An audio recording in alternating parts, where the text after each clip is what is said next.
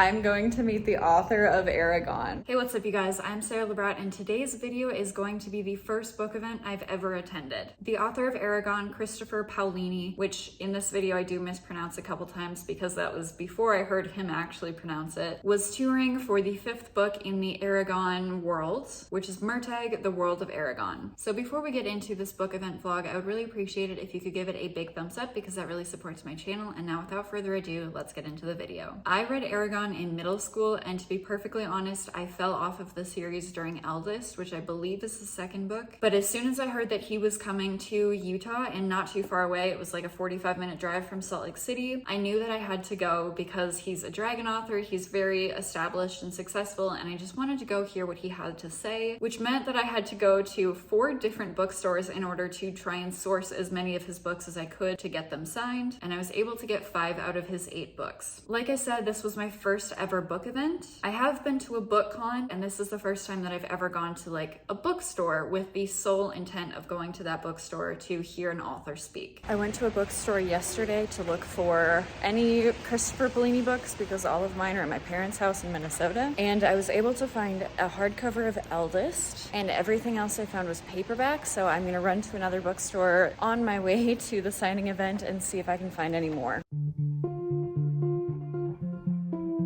I've never been to like a Barnes & Noble book like event, and so I'm really excited to see what this is like. And we are almost there. The parking lot is packed. I'm getting really excited, so we're gonna head inside and get all set up for this event. I got to the bookstore about 45 minutes before the event was supposed to start, and there were already so many people there that they were handing out wristbands in the 700s. So I stood in line for 40 minutes, but thankfully the day before I had called ahead and reserved a copy to pick up of his new book for the signing, and because I had reserved my book ahead of time, I got a wristband for the signing in the 300s. But by the time I got to the register and got my book and the wristband, it was incredibly packed and very hard to find a spot where I could actually see Christopher Paolini, and so I ended up finding a spot further back from where he was speaking, but basically I could see him between someone's head and the bookshelf. So I just had a little window. Let's give a warm welcome to Christopher Paolini!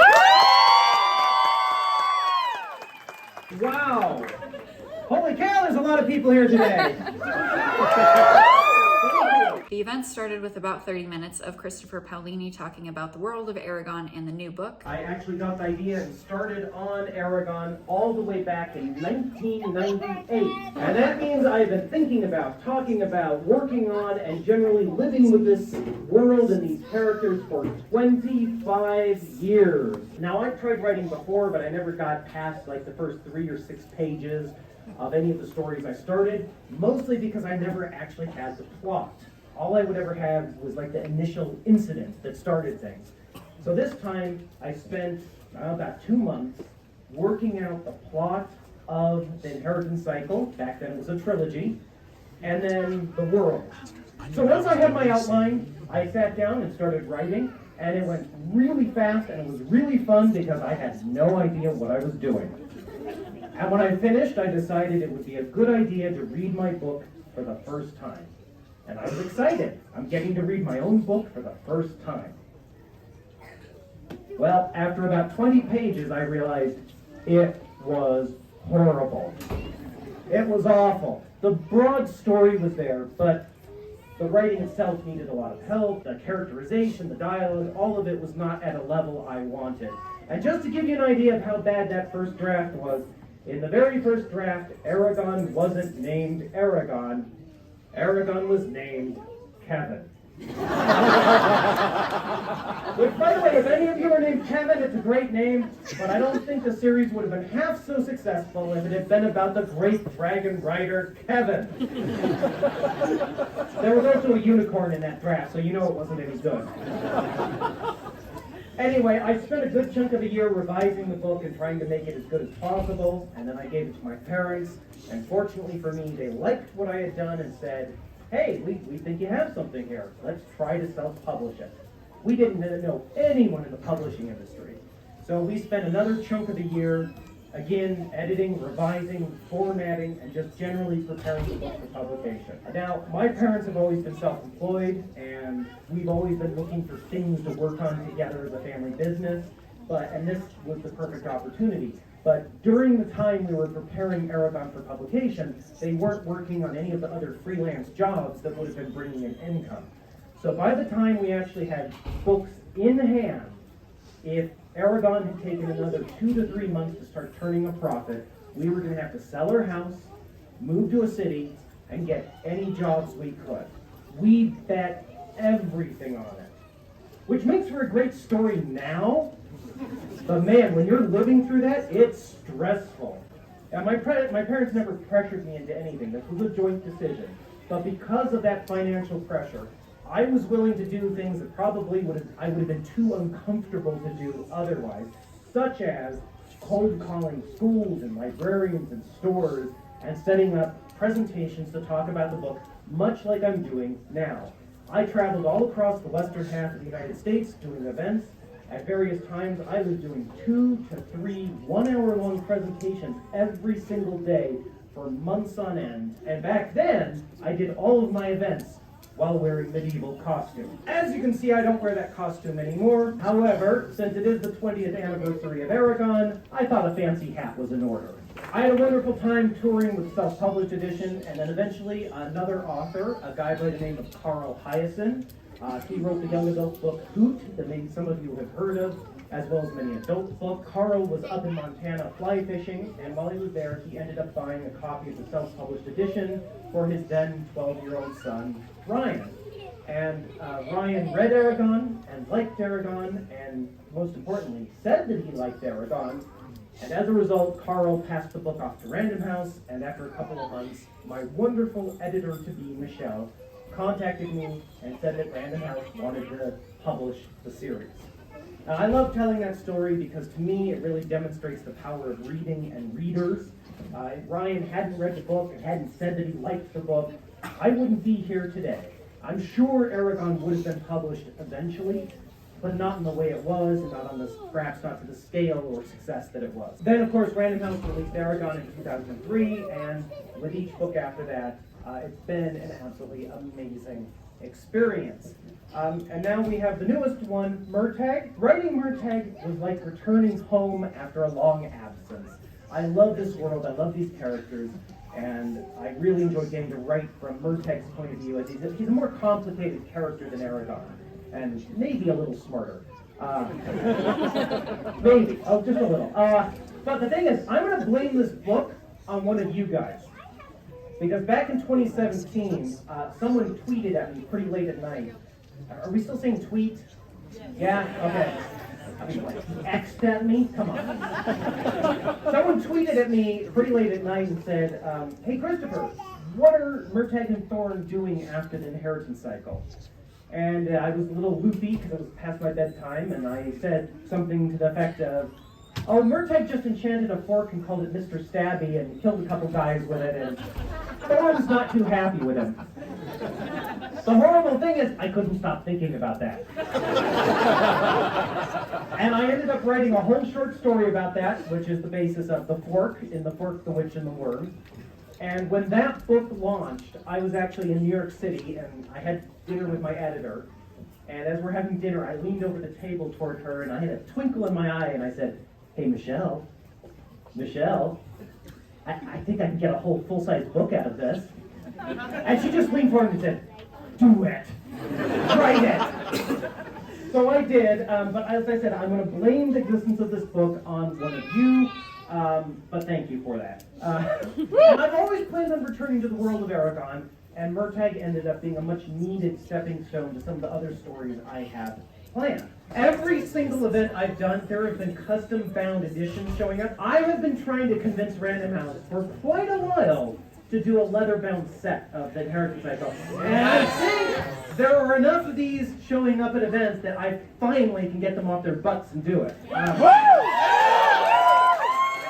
they're good folks. They just need to know that people want it. And then moved into about 30 minutes of audience questions. I don't think I got this on video, but he did say that Eragon is currently being adapted for a Disney Plus show, and he is an executive producer and a co-writer on it. And that one of his 2 sci-fi novels, To Sleep in a Sea of Stars, which is book 1 of the Fractalverse, is also being adapted for TV. It was kind of funny that he expressed concern and pretended like there had never been an Eragon movie to begin with. After a couple of the movies like The Mortal Instruments and Percy Jackson and the Olympians, I think it's pretty funny how the authors like to distance themselves from the movies that are made from their books, which I also totally get because they were not great. Are you still planning on being the guy that Murtagh's head cuts his head off in the cameo? So for those who don't know, when the film that was not made was not being filmed,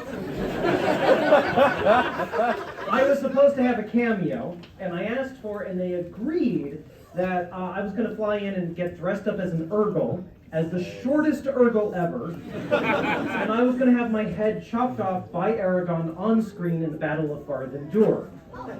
Unfortunately, I was touring for Eldest, so it didn't happen. But if we get a television show off the ground, I am going to try to get killed on screen as many times as possible. Will I write a book about Arya? It's in the works. Woo! I mean, you'll have to share it with Eragon. Will I ever write a book about the war between the dragons and the elves? Quite possibly. I mean, there's a lot of things I can write books about. It's just time and energy. Time and energy. Was Brom named after anyone I knew in real life? Brom is named after the fantasy painter and author Gerald Brom, who I'm a big fan of, and he's a great writer, horror writer. Palancar Valley is named after the painter John G. Palancar, and Random House did not know that and did not consult me when they picked him to paint the covers of Inheritance Cycle. So I've really lucked out. I've really lucked out with the folks who worked on the series. What's the most difficult part about the writing process? Well, aside from reading snarky reviews on the internet after the book comes out, and none of you better do that, putting your butt in the chair and doing it day in and day out. I can write in a good sprint for about 2 weeks, and then I can maintain a decent pace for about 3 months. Once it goes past 3 months, it turns from a fairly quick race into a real slog. So I really try to get my first drafts done in around 3 months. I did the first draft for Murtagh in 3.5 months, which for a 700-page book ain't bad. But it's hard. That is the hardest bit, being consistent. I mean, that's why our Lord and Savior, Brandon Sanderson, is such an amazing writing machine, because he gets his 1,000 to 2,000 words in every single day. And that's why, I mean, I'm actually as fast or faster than Brandon, but I write in spurts versus him just knocking it out every single day. So, and real credit to him, because that sort of discipline is incredibly hard. I absolutely cracked up when he called Brandon Sanderson our Lord and Savior when talking about how many words he writes versus how many Brandon Sanderson writes a day. Got a really big laugh. What advice do I have for younger writers? I could talk for an hour, and I have on that topic, but I would say plot your story out beforehand. It's very hard to write without a roadmap, just like it's hard to perform a piece of music without composing it beforehand. If you don't compose it beforehand, you end up with jazz, and no one likes that. So, knowing where I'm going lets me write fast and saves me a lot of trouble in rewriting. The reason To Sleep in a Sea of Stars took me 6 or 7 years to write is because I didn't nail some things down in the outline that I needed to, and then I kept having to revise a 300,000-word book, which is not fun. Learn everything you can about the language you're writing in, because that's the tool of the trade.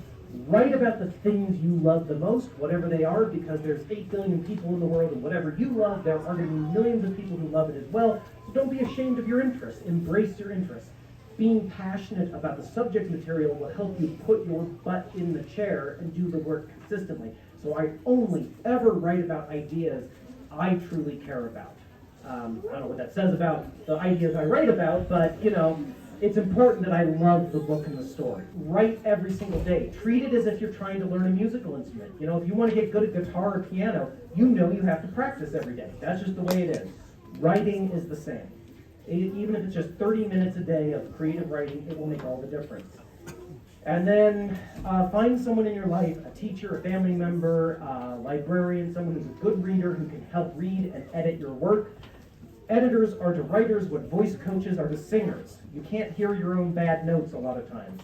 And even though you may not agree with 100% of the things the editor says, I guarantee you'll learn more from editing than you ever will from writing. And lastly, one of the biggest things I wish I had known when I was starting out is just because you write a bad sentence, paragraph, scene, chapter, storyline, character, I said character, first draft, doesn't make you a bad writer. If you look at published examples of editing from writers who are massively acclaimed and have been doing this for 20, 30, 40 years, you'll see that even writers who are really good at what they are doing are still ripping apart their prose with a red pencil. No one gets it right the first time. So just because you write something that doesn't work the first time doesn't make you a bad writer. What would make you a bad writer is if you write it and you don't go back and fix it. Assuming you know that it needs fixing, and assuming you have the time and energy to do so. So once I accepted that I'm going to write things that are imperfect, but I can fix it, it's like a superpower. Now I don't fear writing something that doesn't work the first time. It's like, okay, all right, next round. And that really helps. So hope that's of some help. Long answer to a short question. Why is Eragon named Eragon? Well, it's better than Kevin. And Eragon is dragon with the first letter changed from a D to an E. And the name also means an era gone by, an Eragon, which seemed horribly clever to me at 15. And it sounds better than oregano.